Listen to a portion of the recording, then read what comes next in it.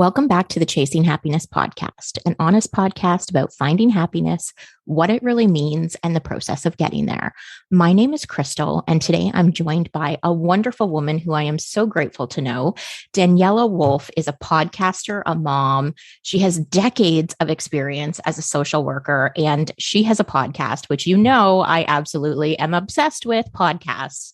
So I love the fact that she has a podcast, and it's called Best D Life with Daniela. Finding the bliss in your busy, which you know I'm super excited to talk to her about because I want to know where the name came from, how she got started, and all of the fun stuff.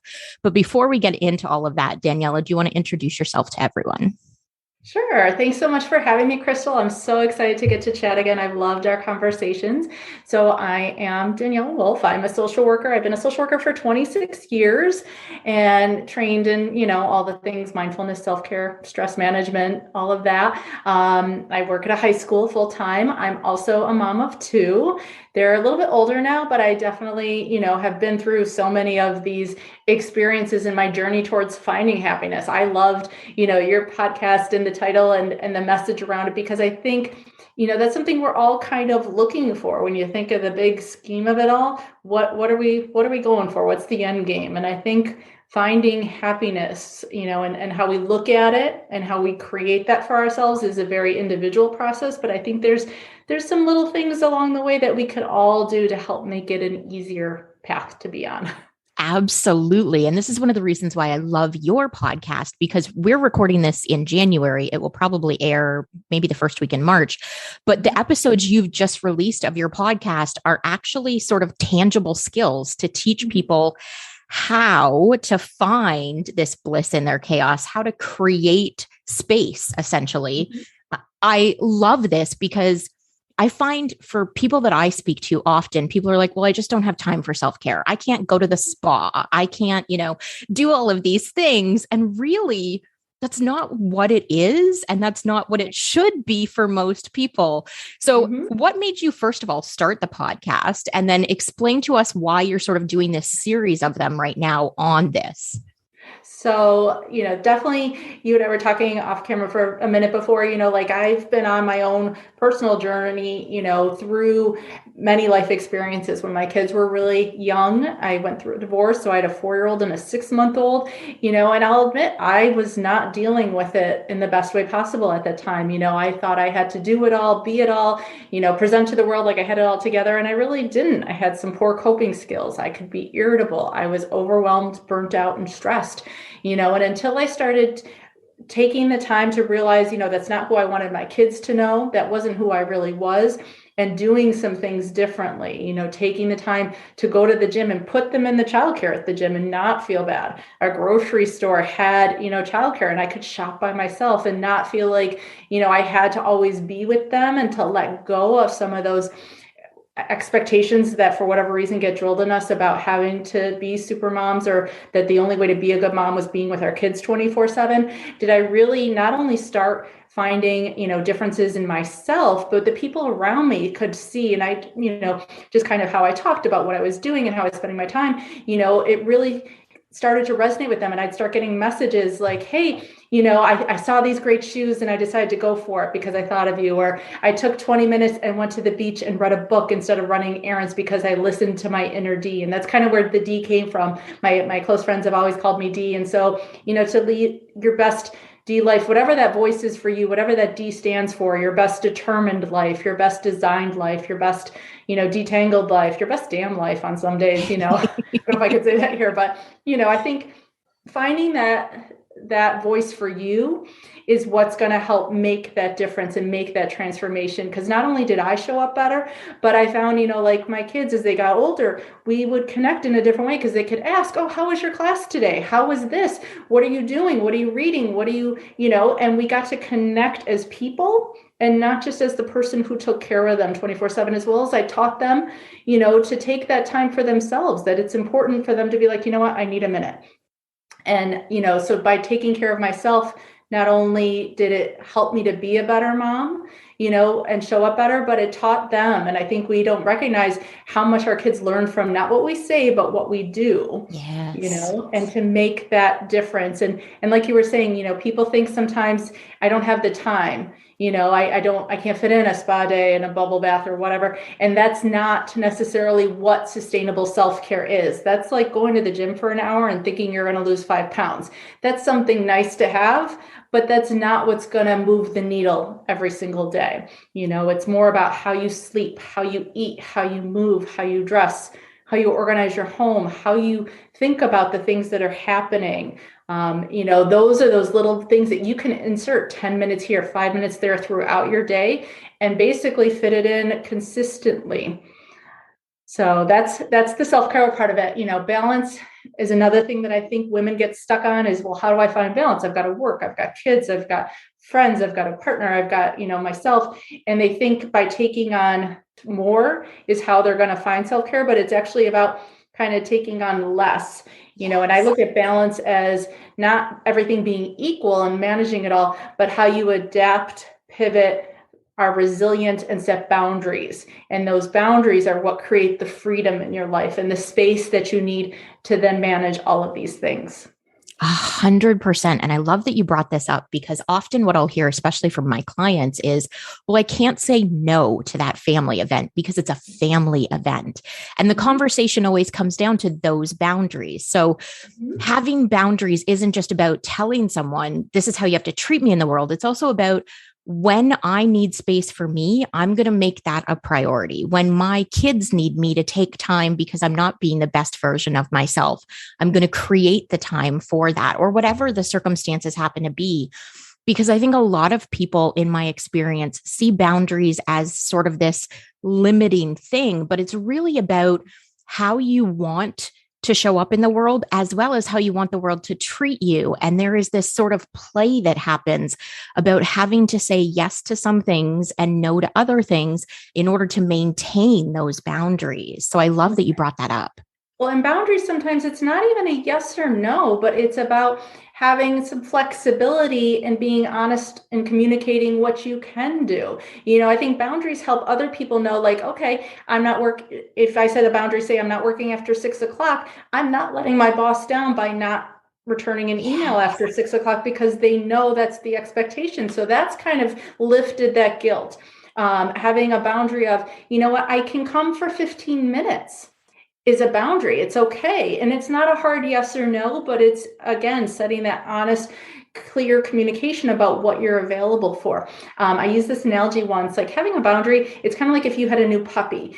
A boundary is not putting it on a leash and tying it down to something. A boundary is putting a fence in place. And so you can run free, the dog can run free in that fence, without feeling tied down. And that's the difference, between looking at a boundary as a negative versus a positive. Oh, I love that. I think that's actually a great way to look at it, because so often it is sort of this mindset of positive versus negative. And it really is just about sort of creating the barrier when needed, not necessarily something you need to always utilize, but it's there when you need it. I love this. I absolutely love this. So one of the things I like to ask people who come on this podcast, because I think everybody sort of has a different idea and a different version, is what inspires you in life? I think besides, the joy that I get out of living this kind of lifestyle and the fun that I'm having and, with my family and my friends, but I think I love inspiring others. I like empowering others. It's not about what I can do for you, it's what you can do for you. And I think that's so amazing when we can come together and bring each other up. That's part of why I know we connected. Like, I love collaborating. I love being able to really show that this isn't, some obscure, rare thing, but this is so doable and possible for everybody, and definitely so necessary. This is how we live. Well, and one of the things we have chatted about previously is how necessary, especially it is for moms, because there is so much of this mom guilt that happens in this world that we live in. And sometimes it's self-inflicted based on what my friends tell me with their kids. And sometimes, it's the world in general. But there is so much of this guilt. And I think the more we have connection, the more we have circles of people who are in similar situations, maybe not identical situations, but who can say to us, you know what, like, that's okay. It's not the end of the world. It's helpful because you don't get stuck in sort of that cycle of guilt that ends up happening, right? It's the narrative. You look at some of the things we were taught, we were taught growing up, you can have a career, you can have a family, you can do this, you can do that. We were taught all the things we could do, but we were never necessarily taught how, self-care, space, boundaries, balance, none of that was taught. And so we're given these expectations, but then we feel like a failure because we weren't taught how to do them. And so this is the part where, we kind of take a couple steps back, and now we look at implementing and teaching the how. How does it happen? How does it need to look? How do you let go of that guilt in a way that, you have the grace to be human and have those good and bad days, to, create the space that you need and to know yourself well enough to know those things. Because that's hard too. Sometimes we look at what other people have, we see everyone's highlight reel, and we're like, well, they have a clean house, their laundry's done, their family's laughing and getting along. And why is that not my life? And that's not necessarily the case.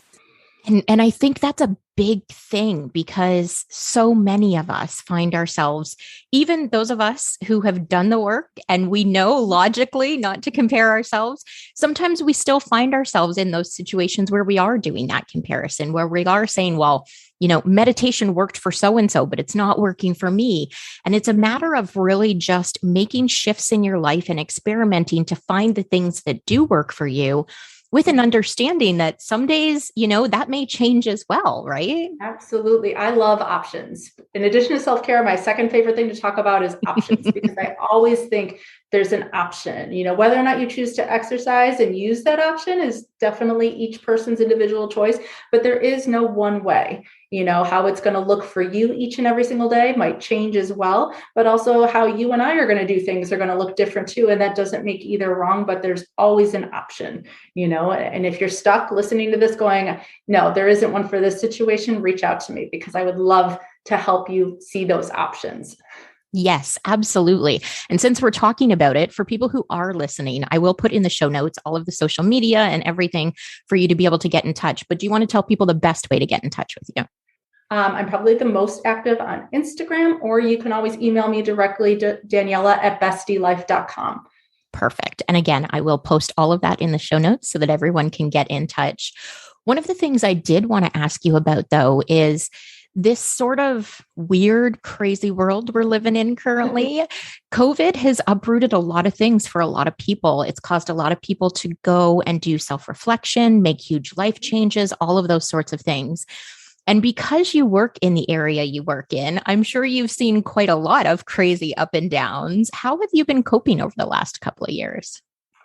I did hit it down, I'll be honest, like the systems I had in place didn't necessarily all work once COVID hit, and I think to be able to kind of be okay with not being okay and talk about, I don't want to say I love, but I like the fact that, mental health is in the forefront right now, and we are all getting comfortable being vulnerable and sharing and talking, because I think that's where we get our strength from, and being able to reach out, whether it's finding groups online or connecting with friends or family, or just finding different ways to share, is kind of one thing that I think COVID has brought, is that connection a little bit in some ways. And if you're not connected, to again, know that there's options to do it within your comfort zone, I think has definitely come to the forefront, that people are talking about this, people are sharing. I think, also looking at what happiness comes from has also really come out during COVID.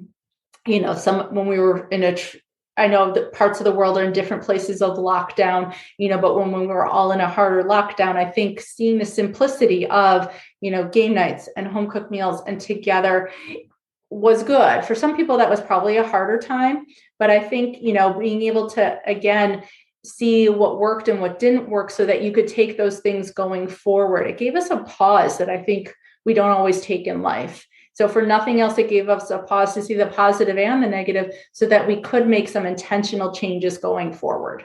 Yes, I love that. And I think a lot of people have made those changes. People who listen to this podcast know I made some pretty big life changes myself.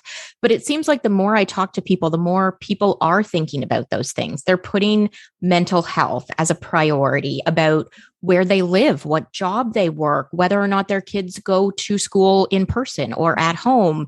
all of these different things. And I think it's great, especially here in Canada, that even politics is now becoming about mental health. There is a real fight here to talk about how are we supporting mental health? How are we funding it? What are the resources for people who can't afford it? How can we give free resources to people?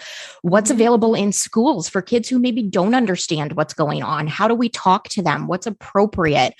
These kinds of conversations, I think, have been needed for a long time, and we weren't having them until recently. So inside that system, I think there is hope for things to improve and focus a little bit more on that aspect of life.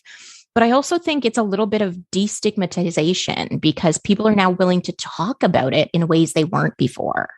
Absolutely. And I think just even realizing kind of how some of the day-to-day nuances of our life, contributed to our self-care and our mental health in ways that we didn't even realize, moving, like so many of us went from having a commute and walking and going places and doing things to being very sedentary, and then realizing we were feeling down and depressed and not realizing that lack of movement throughout our day in certain ways impacted us, not leaving our house and not getting some fresh air, some vitamin D, and getting outside, even for brief moments of time, let alone some of those longer times, again, contributed to our mental health.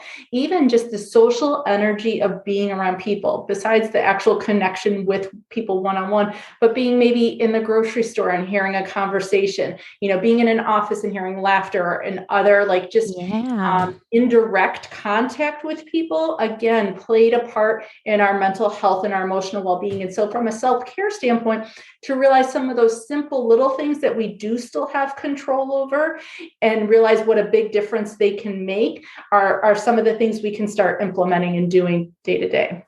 Yes, absolutely. Well, and I think, if nothing else, although I'm sure there's lots of other else's, if nothing else, the last couple of years have definitely given us the ability to stop and ask questions of ourselves about what aspects of life we really do miss and love, and what aspects we're okay not necessarily having. I was talking to a friend of mine the other day, and she's like, I really have no desire to ever go back into an office space. I'm okay not having that socialization. But what I do miss is the ability to go out to dinner with my friends. And so there is sort of this weighing of, well, what was actually working for you personally and what wasn't? So I love that this has all sort of come out of this, as much of a struggle as it has been in a lot of ways. I think it's great that the dialogue and those questions are starting to be asked. Right. And I think, like I said, people are taking more action than maybe they would have in the past because they realize how important it is not to be thinking just for that future life, but for that day-to-day life. Yes, absolutely. Oh, I love this. I know we're almost running out of time. So there are a few questions that I do like to ask people who come on the podcast. So I want to make sure that I get to them because the people in this community love those questions, so much so that someone actually reached out to me and told me they ask them of people who they sit next to on airplanes to get a conversation started. So if you're game to answer a couple of questions, I'd love to ask you some. Absolutely. Perfect. So if you could go back in time and give yourself a piece of advice, what would it be? To maybe not let what others think influence so much. I think in my younger years, and some of that's probably, developmentally normal, but allowing what other people think of me influence the choices that I made. That's huge. And I think that's something that a lot of people tend to think about, especially as we get older. We're like, if only it's easier I had to known. say now at this age, like, yeah, don't do that when you're 25. But it's interesting because I always, when I ask these questions, I think to myself, okay, would I have gone back and done that? Yeah, I probably would say I would go back and do that. And then I think to myself, if I had been, let's say 25, would I have listened to myself is another question, right? And would I be where I am today if I didn't make those mistakes? Probably. Yes. So, it all works out for the best, but. Exactly. Oh, I love this. Okay. So the next question is, if you could have a conversation with anyone, alive or dead, who would it be and why? Oh gosh, I've heard this question so many times before, and I really struggle to answer it because some of it would be profound, like I would love Sure. to talk to, certain people. Some of it would just be for fun. Like I'd love to talk to Kevin Bacon. I think he's like Ah, one of those amazing people that has, you look at his career. I grew up watching his movies, like how do you do all that, and how do you dance like that? right. um, I think there's so many reasons. I would love to talk to, family members from years past as well, probably. So I don't know. I kind of dodged your question just a That's little bit. I okay. didn't You give know a what? I think specific the name. dodge is actually really good because I think what happens sometimes is, the first person we're thinking of tends to pop into our mind. So, I spoke to someone the day Betty White died. And so that was obviously who we had chatted about because it's who we were both thinking about. But I think often we all have a list, right? We have a list of like 900 people, depending on what kind of a conversation, family members who maybe you didn't get to know because they passed away when you were little or things like Yeah. that. And I actually think your dodge is perfect because it gives people who are listening the ability to sit down and think, oh, you know what? I would also talk to this person. Maybe this person would be on my list. So I love that you. Not people necessarily you didn't have contact with, but maybe you didn't know them in a certain way, or like, my Sure. grandparents spoke only Italian. I spoke very broken Sicilian, and so I didn't have the relationship with them that, I know other people have with their grandparents. And I would love to know them as people, not just as the woman telling me get downstairs, like.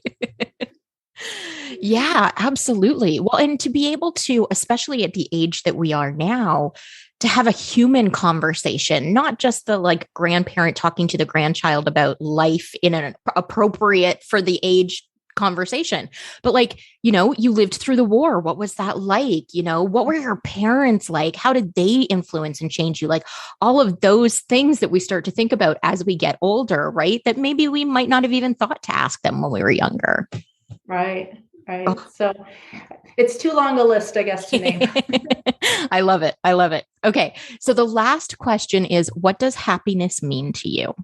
For me, happiness means connection in a lot of ways because while I can be happy by myself, it's the moments, the memories that I've made with my family, traveling, my kids, just even the funny daily memes that we send each other. It's having that connection that makes me happy that I know I look at my phone and I have that cheesy smile, like, like, and so for me, it's those memories because that's priceless. I'll always have those. Oh, I love that. And I love that you guys send each other memes. I have a friend who I've known probably 25 years now.